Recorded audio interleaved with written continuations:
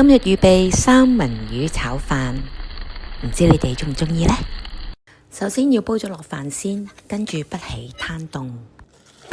想炒飯食落去更加香同埋提升嘅味道，可以加啲蔥同埋蔥頭。我哋先將佢切碎，跟住我哋可以將三文魚呢切成細粒，咁方便我哋一陣間炒飯時候用嘅，食落去更加有口感。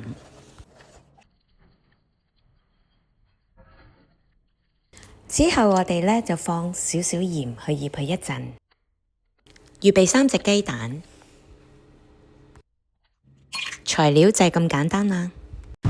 個鑊稍微溫嘅時候，加油，放入三文魚，慢慢煎到兩邊金黃色，差唔多嘅時候，我哋就上碟備用。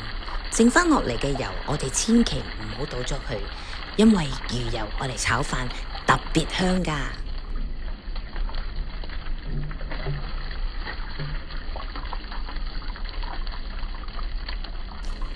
剩落嚟嘅油，我哋放入雞蛋，等佢慢慢煎一陣，輕輕將個鑊打散佢，跟住我哋就放入飯，稍微煎佢一陣，我哋跟住就撈下佢啦。呢個時候，我哋就加入三文魚。慢慢再炒佢一陣，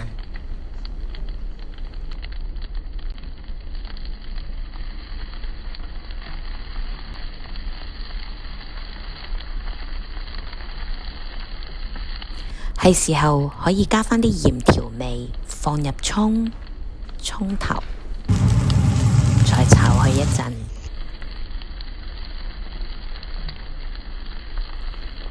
加咗蔥同埋蔥頭落去之後，炒起上嚟，哇，更加香添啊！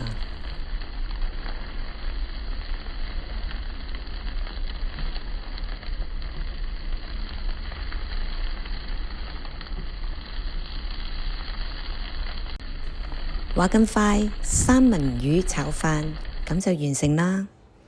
希望大家喜歡啦，多謝收睇。